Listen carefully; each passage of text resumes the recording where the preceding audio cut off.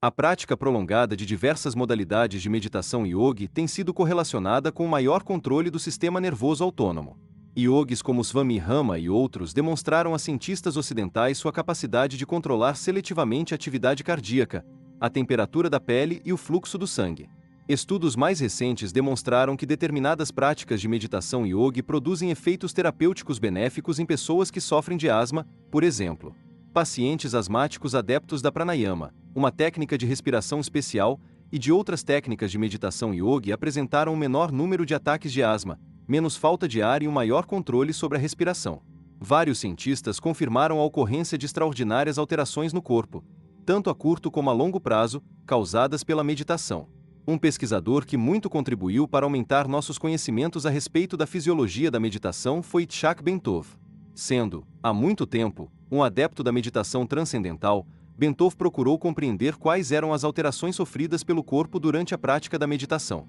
Utilizando um dispositivo elétrico de mensuração especial, conhecido como balistocardiógrafo, Bentov constatou a ocorrência de notáveis alterações na atividade do coração e do cérebro durante os estados de meditação profunda. Com base nos resultados de suas pesquisas, ele começou a construir um modelo para explicar de que maneira a meditação, através de uma ligação especializada entre o coração e o cérebro, poderia acabar produzindo alterações permanentes no cérebro e nas funções corporais. Bentov batizou esse modelo de Físio-Kundalini.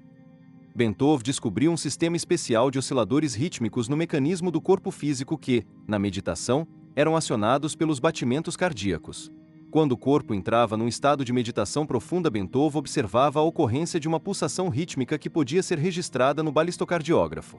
Durante a meditação, a lenta e ritmada microoscilação de todo o corpo torna-se nítida e regular. À medida que o ciclo respiratório vai se alterando, durante a meditação, o mesmo acontece com o ritmo da atividade cardíaca. Sabe-se que, ao se contrair, o coração envia uma onda de pressão de sangue através da aorta, a maior artéria do corpo, que conduz o sangue que sai do coração. Quando a porção frontal da onda de pressão atinge a bifurcação aórtica, o local onde a grande artéria se divide em duas artérias menores que se dirigem para as pernas, produz-se. A prática prolongada de diversas modalidades de meditação yogi tem sido correlacionada com o maior controle do sistema nervoso autônomo. Yogis como Swami Rama e outros demonstraram a cientistas ocidentais sua capacidade de controlar seletivamente a atividade cardíaca, a temperatura da pele e o fluxo do sangue. Estudos mais recentes demonstraram que determinadas práticas de meditação yogi produzem efeitos terapêuticos benéficos em pessoas que sofrem de asma, por exemplo. Pacientes asmáticos adeptos da pranayama, uma técnica de respiração especial, e de outras técnicas de meditação yogi apresentaram um menor número de ataques de asma, menos falta de ar e um maior controle sobre a respiração. Vários cientistas confirmaram a ocorrência de extraordinárias alterações no corpo, tanto a curto como a longo prazo, causadas pela meditação. Um pesquisador que muito contribuiu para aumentar nossos conhecimentos a respeito da fisiologia da meditação foi Itzhak Bentov. Sendo, há muito tempo, um adepto da meditação transcendental, Bentov procurou compreender quais eram as alterações sofridas pelo corpo durante a prática da meditação. Utilizando um dispositivo elétrico de mensuração especial, conhecido como balistocardiógrafo, Bentov constatou a ocorrência de notáveis alterações na atividade do coração e do cérebro durante os estados de meditação profunda. Com base nos resultados de suas pesquisas, ele começou a construir um modelo para explicar de que maneira a meditação, através de uma ligação especializada entre o coração e o cérebro, poderia acabar produzindo alterações permanentes no cérebro e nas funções corporais. Bentov batizou esse modelo de Físio-Kundalini. Bentov descobriu um sistema especial de osciladores rítmicos no mecanismo do corpo físico que, na meditação, eram acionados pelos batimentos cardíacos. Quando o corpo entrava num estado de meditação profunda, Bentov observava a ocorrência de uma pulsação rítmica que podia ser registrada no balistocardiógrafo. Durante a meditação, a lenta e ritmada microoscilação de todo o corpo torna-se nítida e regular. À medida que o ciclo respiratório vai se alterando, durante a meditação, o mesmo acontece com o ritmo da atividade cardíaca. Sabe-se que, ao se contrair, o coração envia uma onda de pressão de sangue através da aorta, a maior artéria do corpo, que conduz o sangue que sai do coração. Quando a porção frontal da onda de pressão atinge a bifurcação aórtica, o local onde a grande artéria se divide em duas artérias menores que se dirigem para as pernas, produz-se. Córtex sensorial, utilizada originalmente pelos neurofisiologistas para mapear a função cerebral, produz a sensação de que a parte correspondente do corpo está sendo tocada no modelo de Bentov. As vibrações sônicas criadas no interior dos ventrículos do cérebro pelas pulsações transmitidas pelo coração promovem uma estimulação mecânica e elétrica dos tecidos nervosos situados em torno deles. Logo acima do ventrículo lateral e do terceiro ventrículo está o corpo caloso, o feixe nervoso que serve de ponte entre os dois hemisférios, e também a porção inferior do córtex sensorial. Logo acima do corpo caloso está a parte do córtex sensorial correspondente aos dedos dos pés. A estimulação mecânica do tecido cerebral por vibrações sônicas cria uma despolarização elétrica, descarga nervosa, no córtex sensorial. A onda de descarga elétrica sobe pelo córtex sensorial a partir dos dedos dos pés e passa pelo tornozelo, pelo joelho, pelos quadris, pelo tronco e pela cabeça, antes de retornar ao ponto de origem através do corpo caloso, fechando o ciclo.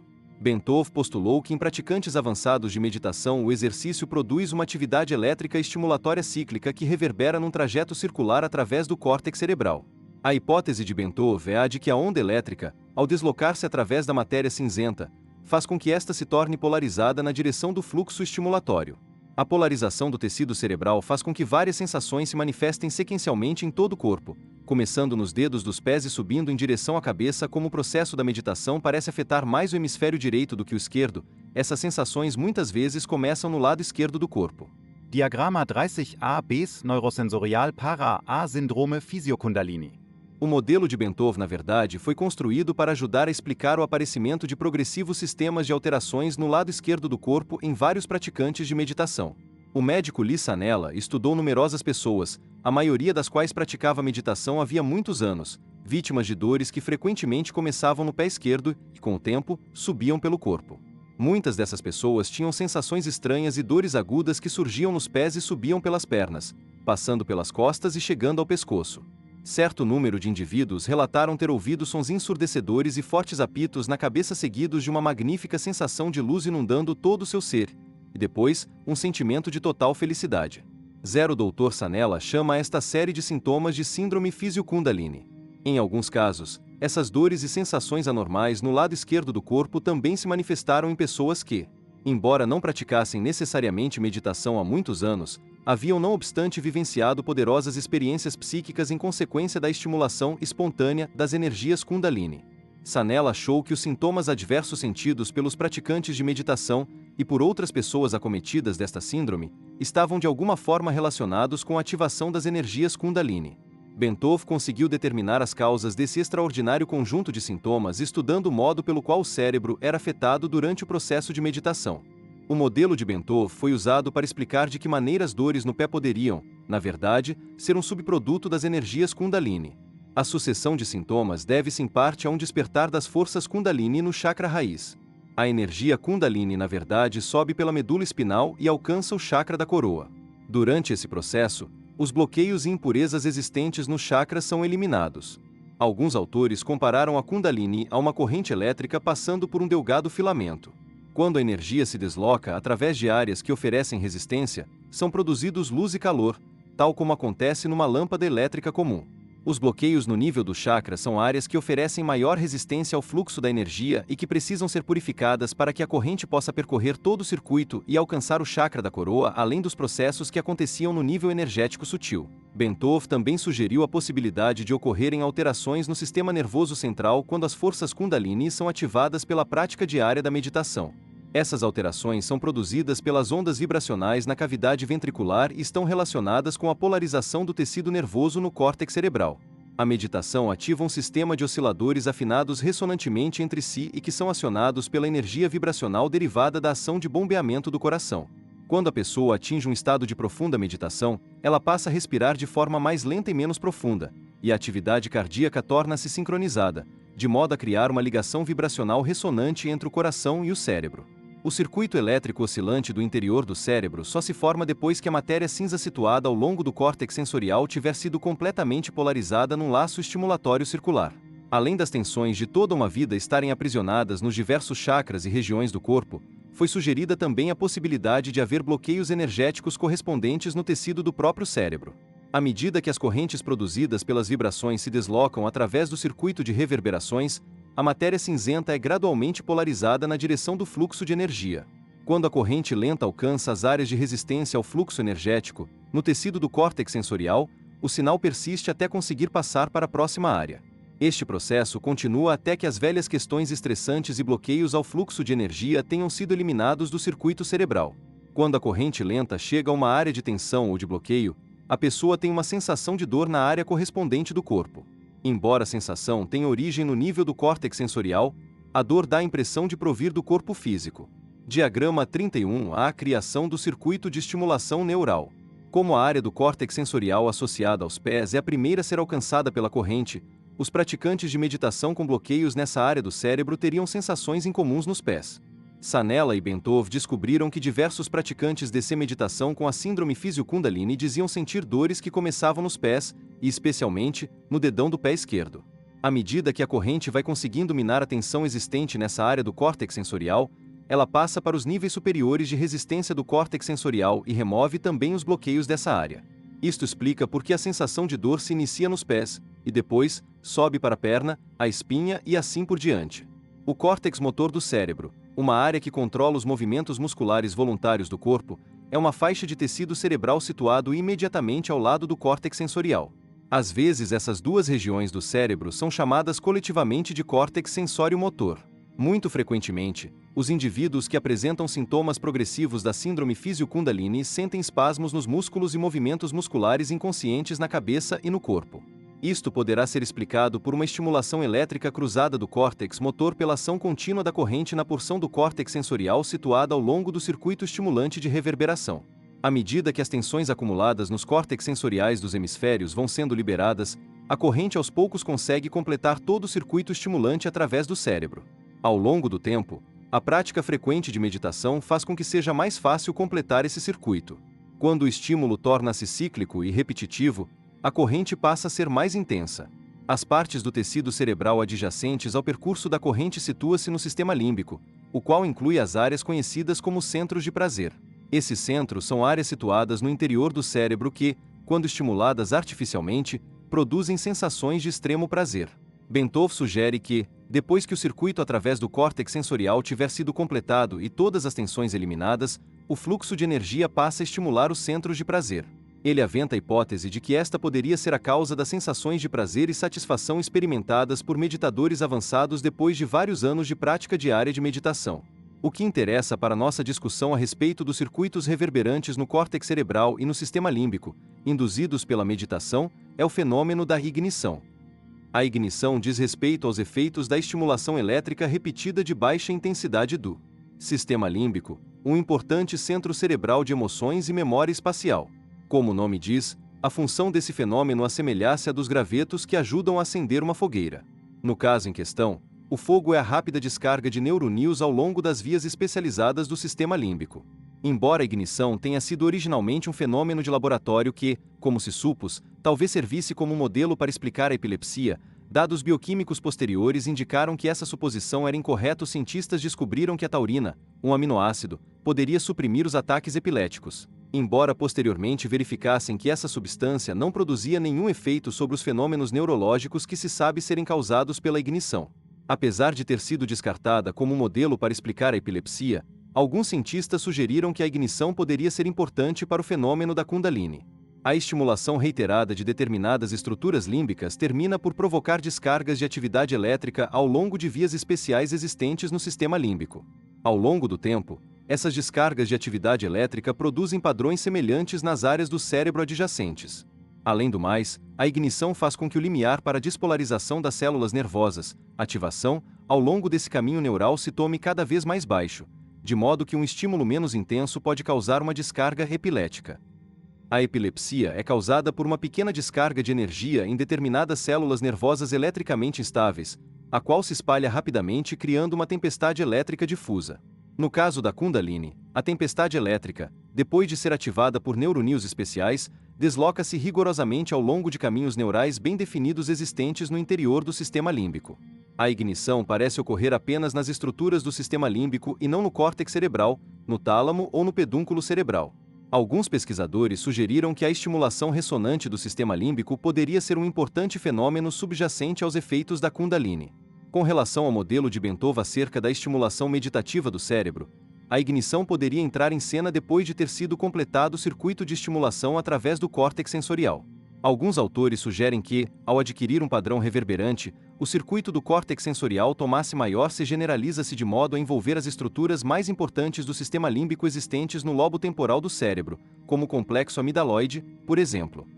A estimulação repetida de estruturas límbicas como a amígdala, que fica ao lado do circuito de estimulação do córtex sensorial e é a sede do prazer e do controle emocional, pode disparar descargas ao longo de uma via especial no sistema límbico. A estimulação repetida do sistema límbico produz um efeito de ignição que abaixa o limiar de energia para uma posterior ativação.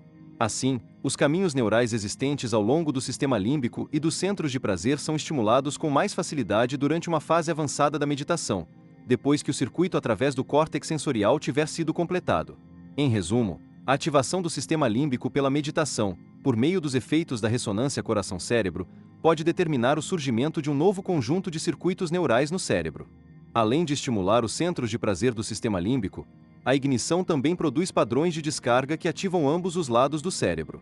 A estimulação da amígdala de um hemisfério, por exemplo, resulta na propagação das descargas secundárias até a amígdala do lado oposto do cérebro. A partir daí, o padrão de descarga passa por diversas partes do cérebro numa sequência determinada. Alcança o hipocampo, uma importante estrutura límbica relacionada com a memória espacial, atravessa o córtex occipital, local onde são processados os estímulos visuais, e, por fim, chega ao córtex frontal, área envolvida no processo de tomada de decisões e no planejamento de acontecimentos futuros. Assim, a estimulação desse extraordinário circuito límbico pelo circuito primário do córtex sensorial evoca extraordinários fenômenos visuais por meio da ativação do córtex occipital. Os praticantes de meditação que passaram pela síndrome Physio-Kundalini frequentemente dizem ter visto luzes brilhantes e sentido uma grande felicidade. De acordo com o modelo de Bentov, o circuito energético produzido no córtex sensorial é um meio fisiológico através do qual a meditação e as energias Kundalini podem remover as tensões acumuladas no sistema nervoso humano. Conforme discutimos anteriormente, a meditação parece estar mais relacionada com o hemisfério direito, intuitivo e simbólico, do que com o hemisfério esquerdo, lógico e analítico do cérebro. Consequentemente, as alterações tendem a ocorrer primeiro no circuito reverberante do hemisfério direito do que no seu equivalente do hemisfério esquerdo.